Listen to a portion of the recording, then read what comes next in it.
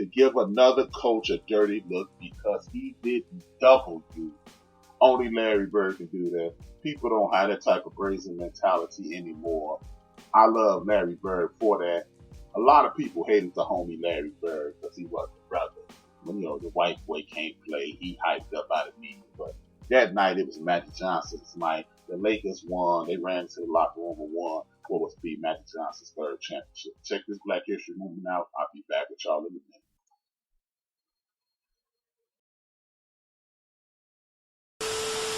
Social media saw some sharp comments on Old Town Road's behalf. Country artist Megan Lindsay. It's got plenty of country elements, and it's as country as anything on country radio. Billboard responding to the backlash by saying their decision to take the song off the country chart had absolutely nothing to do with the race of the artist. Lil Nas X had his own response on social media. Just because Old Town Road has funny lines doesn't mean it's parody. It has a theme. Anybody with ears can tell I put some kind of effort into that song. And there are, of course, successful African-American artists in country music. Not about that. And some of us remember the days when Prince couldn't get played on rock radio. So it's about some fans hoping that all genres might be so restrictive. Let's face it, being open to new sounds, new artists, new influence can be good for any kind of music. Michael? All right, thank you so much, Chris. And Bobby Bones, he's the host of the nationally syndicated Bobby Bones Show, and one of the most powerful and respected people in country music is joining us now. So Bobby, thank you for joining us. Get right to it. Is this a country song? Yeah, why not? I mean, I think country music, it's always about the message. Funny how white folks are outraged over Lil Nas X and the #1 song in the country right now. White folks are saying he's disrespecting the legacy of the true cowboys. Really? The true cowboys? The original cowboys were black. They're talking about boycotting Wrangler, saying he's disrespecting country music. He's making a mockery of country music. Black people created country music. They want to boycott Wrangler due to their partnership with Lil Nas X. So let me get this straight. White folks can dibble and dabble into anything and everything they want. They can get into our culture, but if we get into something that they think is theirs, black folks just let them borrow country music. The original cowboys were black. The origins of country music were the black slaves.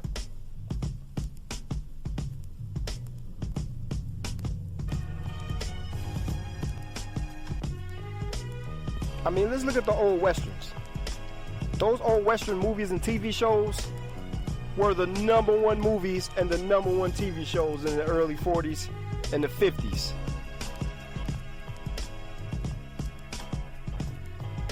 Western TV took over for about 3 decades between the 40s and the 70s.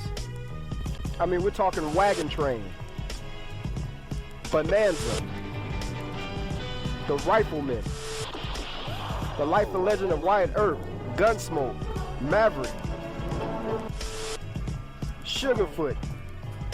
I'm sorry I called you a sugar. The list goes on and on and on. That's all right. Tombstone. By the way, what does that mean anyhow? The Lone Ranger, who was loosely based off Bass Reeves. Look at the movie Django, who was loosely based on Bass Reeves. Denzel Washington's character in The Magnificent Seven, who was loosely based on Bass Reeves. So let's talk about the original cowboys. Is a culmination of West African heritage and the Spaniards, which the West Africans are herdsmen, and they're still herdsmen today. During the slave era, they were brought here for their herdsmanship. The herdsmen worked their cattle with dogs, sticks, and rocks, and whistling and sounds. And that culmination of those two people put together made the expert horseman. And every third cowboy back in that era was of either Spanish, Indian, or some African descent.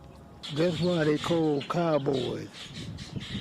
Back in those days, A white man will call you a boy even if he's 100 years older than him. That's what he would call you a boy. So that's why this cowboy come in there. And most of the black cowboys, they'd be out on the range. We would do all the work. Whatever's supposed to be done out on the range, well, the black cowboy would do it. But Hollywood would have you believe that there weren't anything but Anglo-Saxon cowboys. It's the rich, rich, rich heritage and history that has been not fairly documented.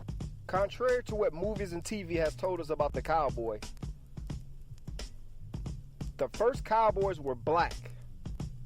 They were black slaves. The word cowboy had nothing to do with roping cattle and hell raising in the high plains. The word cowboy came from social customs that wouldn't allow black males to be addressed as Mr., men, or gentlemen, or any other title that conveys status.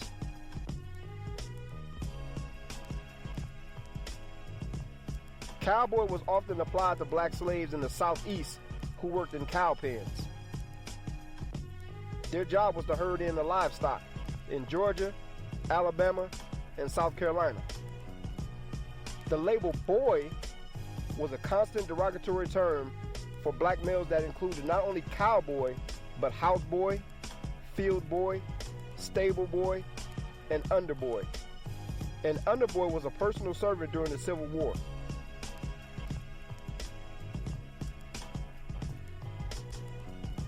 After the Civil War, new land rush laws sparked for the westward movement when 15 million new European immigrants arrived after the later part of the 1800s.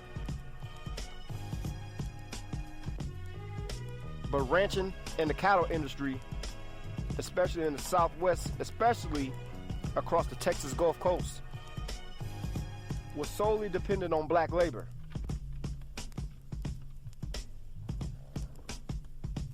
Many of the slaves served as cowboys before they were let free.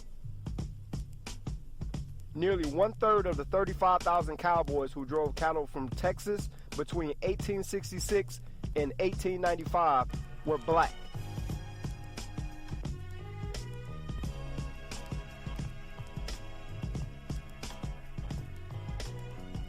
Many of these black cowboys distinguished themselves in the cattle towns of the Old West. Some of their achievements was a credit due to their race. Others were not. In Dodge City, for instance, the first man ever to be shot was a black cowboy named Tex, who was an innocent bystander to a gun battle. The first man ever to be arrested by authorities in Abilene, Texas, was an unknown black man. His friends were so outraged that they shot up the town and they tried to stage a jailbreak.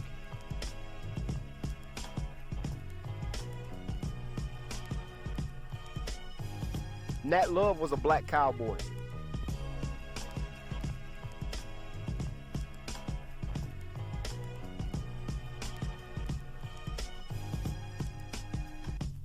Nat Love was said to have ridden with Billy the Kid and Jesse and Frank James. Also Buffalo Bill. Cherokee Bill, another black cowboy. Now let's look at Bass Reeves. Bass Reeves was born in July 1838 in Crawford City County, Arkansas. Born into slavery, when he was a little over 9 years old, his family moved to Grayson County, Texas.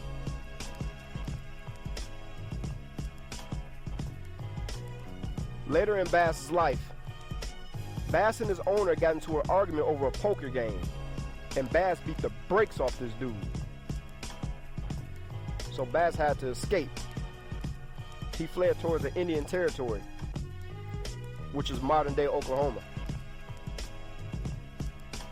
There, Bass lived with the Seminole, Cherokee, and Creek Indians, and they taught him everything he knew. They trained him on how to hunt, how to fight, and how to kill. After the Civil War, U.S. Marshal James Fagan was instructed to hire over 200 deputy U.S. Marshals, especially the ones who could speak the Indian language.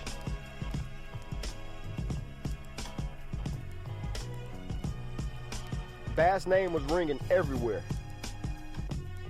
so Fagan searched out to hire him. In 1875, Bass became the first black U.S. Marshal at the age of 38.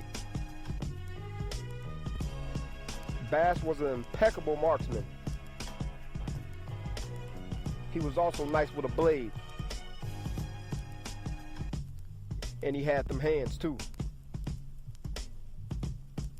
In 1882, Bass arrested outlaw Bill Starr for horse theft.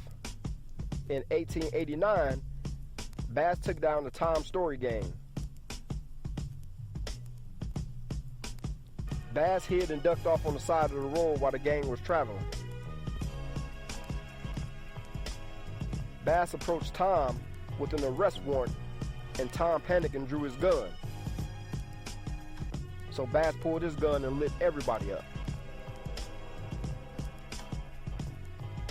The original cowboys were black. Thanks for watching. Make sure you thumbs up. Make sure you subscribe, share. Appreciate the love.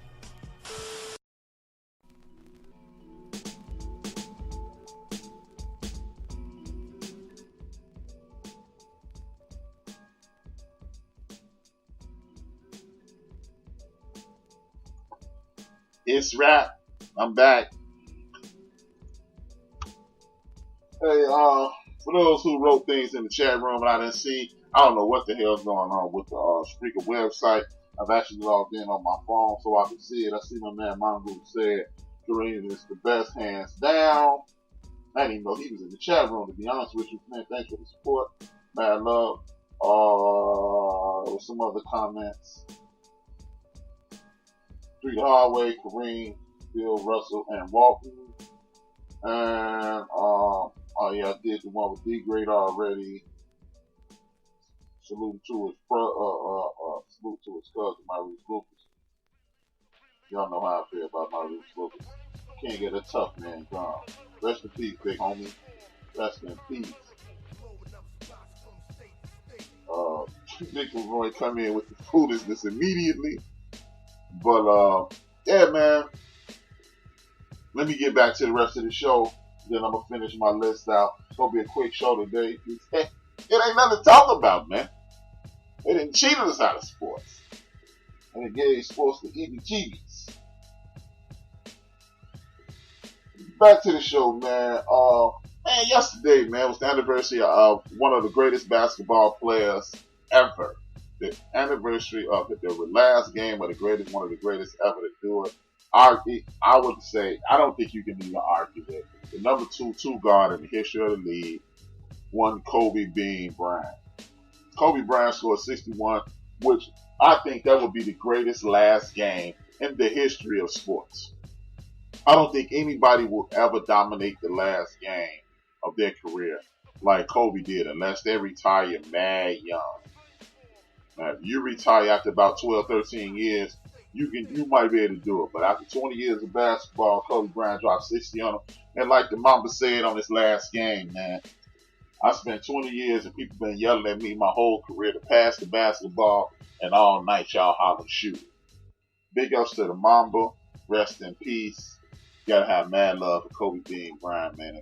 This is why I tell people, stop talking about who you like and who you don't, and appreciate the game. I was not a Kobe Bryant fan. Every single solitary time I saw Kobe Bryant on TV, I rooted against him. But when you rooting against a Kobe Bryant, when you rooting against a Michael Jordan, when you rooting against anybody who you don't like, you want them to get out and they break your heart, trust and believe that might have been one of the greatest nights of your life in regards to watching sports. Because it's nothing like watching a Michael Jordan, a Kobe Bryant, or what have you lead a team over a team that you don't want them to win. Yeah, you disappointed and all that, but I guarantee you that when you walked away from a Michael Jordan night